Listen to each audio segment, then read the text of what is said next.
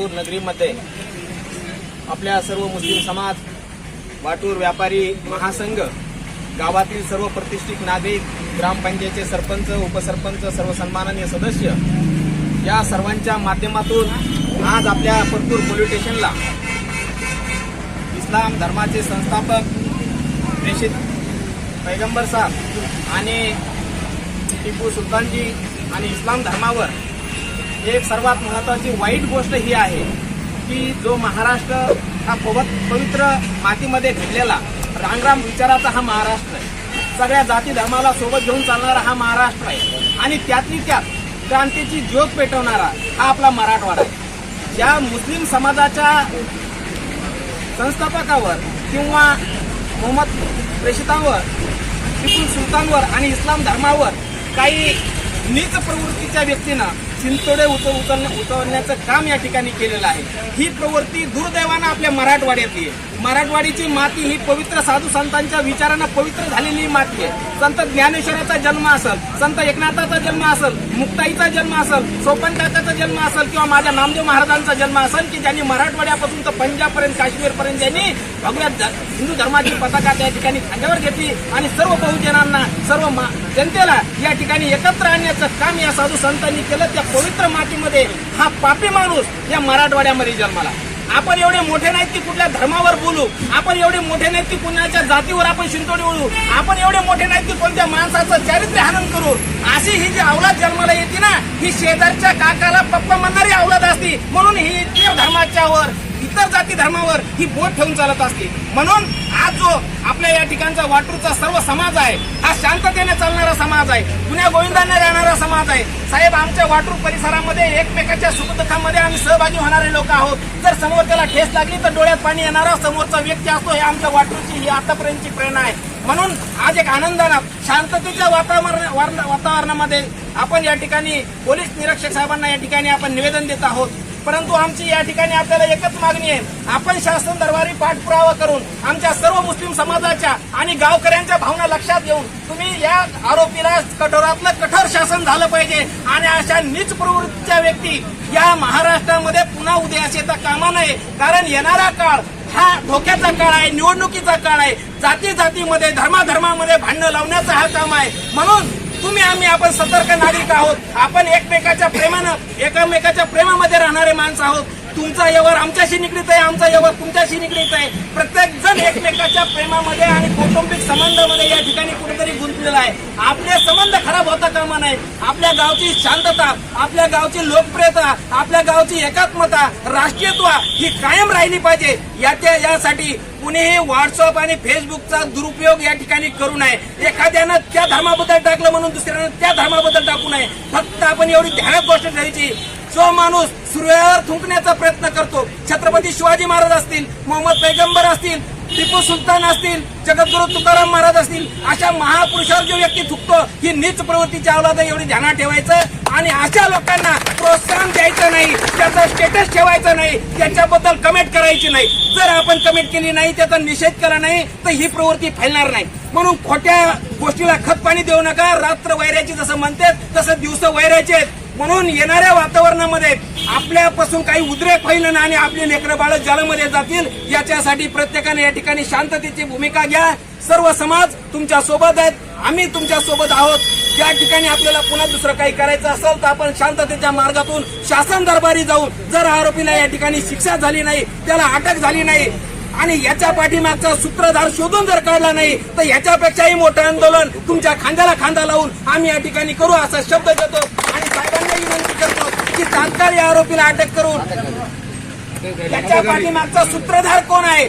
कालपासून जालना जिल्ह्यामध्ये, आज मंठा तालुक्यामध्ये सर्व समाजाच्या लोकांनी, मराठा महासंघ असेल, मराठा सेवा संघ असेल, वीरशैव समाज असेल, बंजारा समाज, सर्व समाजाने आज मंठ्यामध्ये पाठिंबा त्या ठिकाणी दिलेला आहे की ह्या आरोपीच्या पाठीमागचा जो कोण मास्टर माइंड आहे, जाती धर्मामध्ये द्वेष निर्माण करण्यासाठी अशा लोकांना पुढे करायला लागले, त्या मास्टर माइंडलाही या ठिकाणी अटक झाली पाहिजे एवढी आम्ही प्रशासनाला विनंती करतो. या ठिकाणी आपण शांततेच्या मार्गाने आलात. यानंतर गजानन भैया चौडे या ठिकाणी आपलं मनोगत व्यक्त करतील. काल घडलेल्या निषेधार्थ सर्वप्रथम ज्या व्यक्तीने हा हिंदू मुसलमानामध्ये द्वेष निर्माण करण्याचं काम केलं, सर्वप्रथम त्याचा जाहीर निषेध या ठिकाणी व्यक्त करतो.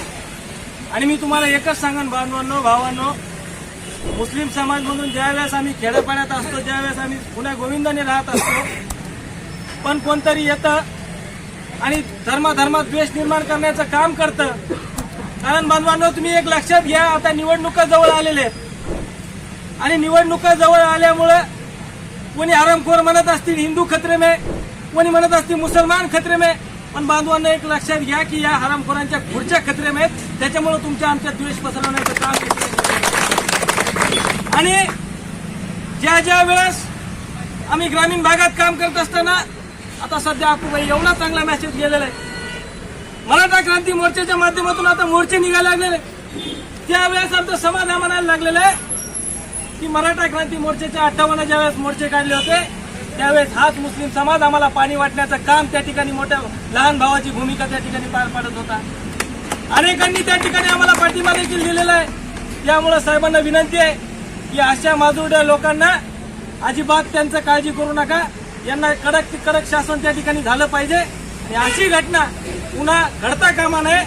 छत्रपती शिवाजी महाराज, शाहू फुले आंबेडकरांचा हा महाराष्ट्र आहे, बहुजन विचारसरणीचा आपला महाराष्ट्र आहे. त्यामुळे असे जातीय द्वेष पसरविणाऱ्यांचं निश्चितपणानं या ठिकाणी त्यांच्यावरती कायदेशीर कठोर कारवाई झाली पाहिजे. आणि तीव्र शब्दात या ठिकाणी ज्या कोणी हरामखोरांनी असला प्रकार केलेला आहे त्याचा जाहीर निषेध या ठिकाणी व्यक्त करतो.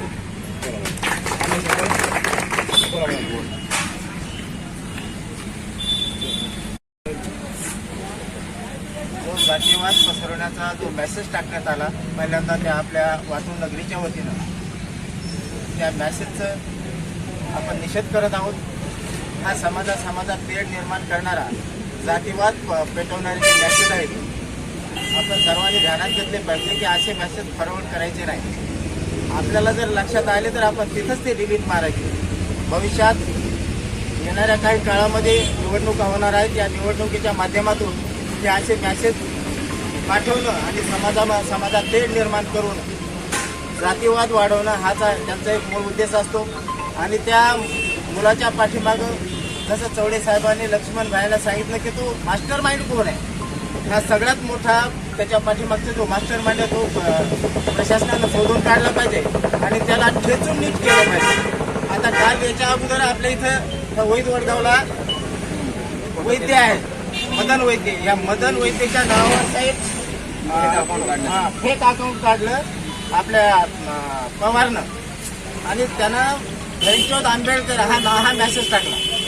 आता त्याचा त्रास त्या मदन वैद्यला होऊ लागला, मग त्याने ती कंप्लेंट केली आणि त्या पवारला उचलण्यात आलं. हे असे मेसेज लक्षात ठेवा. हे जातीवाद निर्माण करणारे जे लोक असते ते ह्याला जात नसते, यायला भाऊबंदी नसती, समाज नसतो, काही नसतो. यांचा एकच उद्देश असतो की समाजात तेढ निर्माण करणं. आणि हे जे असतील जे साप आपल्याच सोबत असतात आणि समाजात तेढ निर्माण करीत असतात, याच्यावर ध्यान ठेवा. त्या जे प्रकरण झाले त्याचा परत एकदा आपण निषेध नोंदवू आणि त्या संबंधित जो मास्टर माइंड आहे त्याच्यावर कारवाई होऊन त्याला अटक झाली पाहिजे. एवढं बोलतो. लोग जमा हुए हैं. सबसे बड़ी बात तो ये है कि हमारे मुस्लिम समाज के साथ साथ हमारे सभी समाज यहाँ पर जमा हुए हैं और सबने पाठिंबा दिया है. तो अभी हम बात सुन रहे थे लक्ष्मण भाई की, इसी तरह से हमारे चौड़े साहब हैं, अंबेरे साहब हैं, जिन्होंने बहुत अच्छी बातें बताई कि ना तो आज हिंदू खतरे में है ना मुसलमान खतरे में है. खतरे में है तो क्या है, इनकी कुर्सियां खतरे में है. इसलिए आपस के अंदर क्या भेद ना करते हुए, आपस में अमन का माहौल रखते हुए हम सब यहाँ जमा हुए जिस मकसद से, उसी मकसद को क्या है अपनाना है.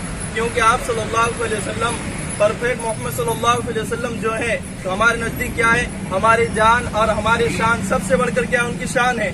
अगर उन्हीं के शान के अंदर गुस्ताखी होती है तो हम क्या इसको कतई बर्दाश्त नहीं करेंगे. भले मुस्लिम हो या हिंदू हो या किसी भी समाज का हो, उसको बर्दाश्त नहीं किया जाएगा. इसलिए उसे तो अरेस्ट किया गया है. अब हम यही मांग करते हैं कि जब उसको अरेस्ट किया है तो इतनी कड़ी से कड़ी सजा दी जाए कि आइंदा कोई करने का सोचे भी ना.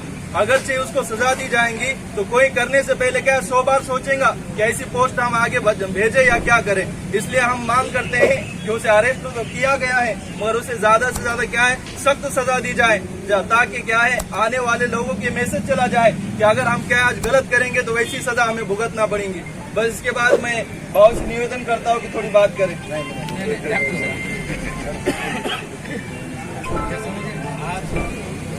जो काही घनसावंगी तालुक्यामध्ये प्रकार घडला, धनराज नाईक हा असा एक व्यक्ती आहे जो की पाठीमध्ये खंजीर बसणाऱ्यांपैकी एक आहे. कारण जसं आपल्याला गजानन भाऊंनी सांगितलं की वेळोवेळी जसं प्रत्येक कार्यक्रमामध्ये प्रत्येक बांधव आपल्या समाजाला प्रत्येकाला संघटित होण्यासाठी व संघटित होताना मदत करतात. परंतु ती काय जी विचित्र पोस्ट त्या व्यक्तीने टाकली होती याचा मी आणि आपल्या वाटूर परिसरातील हिंदू आणि सर्व बांधव या ठिकाणी जाहीर निषेध करतो आणि मी माझी 2 शब्द. त्याचबरोबर आता येणाऱ्या 14 तारखेला आपल्यासोबत जसं कांद्याला कांदा लावून आपला हिंदू समाज उभा राहिला, आपल्याला पण 14 तारखेला इथं मनोज जरांगे पाटलांचा कार्यक्रम आहे मोर्चाचा. तर सर्व मुस्लिम बंधू सर्व समाज इथं खिचडी फिरोज पठाण यांच्या इथं आपण सेवा करायची आहे आणि सर्वांनी तिथं उपस्थित राहून सकाळपासून संध्याकाळ आपल्याला जे काय करता येईल ते आपल्या मराठा बांधवांकरिता करायचं आहे आणि सर्वांनी साथ द्यायची आहे आणि आपल्या गावाची एकात्मता एक बांधून आपलं एक मेसेज या जालना जिल्ह्यातून एक महाराष्ट्रात द्यायचं आहे याची सर्वांना विनंती. हमारे प्यारे नबी